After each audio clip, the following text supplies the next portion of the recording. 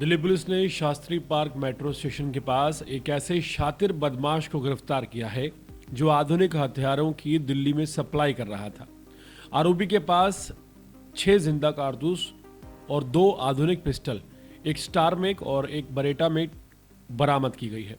रात 1 बजे आरोपी मेट्रो स्टेशन के पास बड़ी ही चालाकी से ई रिक्शा में हथियार लेकर पहुंचा था, लेकिन दिल्ली पुलिस ने जाल बिछाकर उसे गिरफ्तार कर लिया। दरअसल क्राइम ब्रांच की साइबर सेल को बीते कुछ समय से दिल्ली एनसीआर में अवैध हथियारों की सप्लाई को लेकर लगातार इनपुट मिल रहे थे। सूचना थी कि यूपी से लेकर हथियार दिल्ली में बदमाश इसकी सप्लाई कर रहे हैं।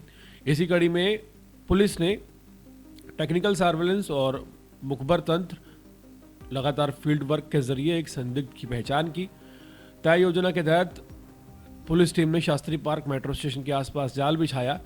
रात के सन्नाटे में तकरीबन 1 बजे एक ऑटो रिक्शा वहां आकर रुका और एक युवक नीचे उतरा। तभी मुखबर ने इशारा कर दिया।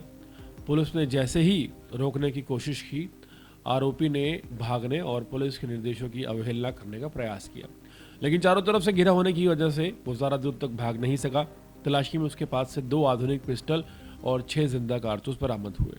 पूछताछ में उसकी पहचान अंकित उर्फ मुन्ना के रूप में हुई, जिसकी उम्र 26 साल है और जो कि गाजियाबाद उत्तर प्रदेश का रहने वाला है। शुरुआती पूछताछ में साफ हो गया कि ये कोई छोटा मोटा अपराधी नहीं, बल्कि लंबे समय से अपराध की दुनिया में सक्रिय एक आदतन बदमाश है।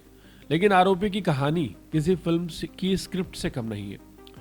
पुलिस पूछताछ में उसने बताया कि वो अपने गांव में पढ़ाई में काफ़ी तेज था और सामान्य जिंदगी जी रहा था, लेकिन ज़मीन को लेकर एक विवाद हुआ और पारिवारिक रंजिश ने उसकी ज़िंदगी बदल दी। इस विवाद में उसके 2 बड़े भाइयों ने उसके सगे चाचा की हत्या कर दी। इस घटना के बाद परिवार में कानूनी और सामाजिक दबाव बढ़ा और धीरे धीरे अंकित भी अपराधियों के संपर्क में आ गया। यहीं से उसकी आपराधिक यात्रा शुरू हुई। पहले छोटे मोटे अपराध करता, फिर लूटपाट करता और हथियारों की तस्करी तक जेल जाने में वो शामिल रहा। वहीं पेशेवर अपराधियों से मेलजोल और बाहर आकर और ज़्यादा संगठित तरीके से अपराध करना उसकी डेली रूटीन बन गई। हाल ही में जेल से छूटने के बाद उसने अवैध हथियारों की सप्लाई को कमाई का जरिया बना लिया। वो यूपी से हथियार मंगवाकर दिल्ली और एनसीआर में बदमाशों तक पहुंचाने लगा।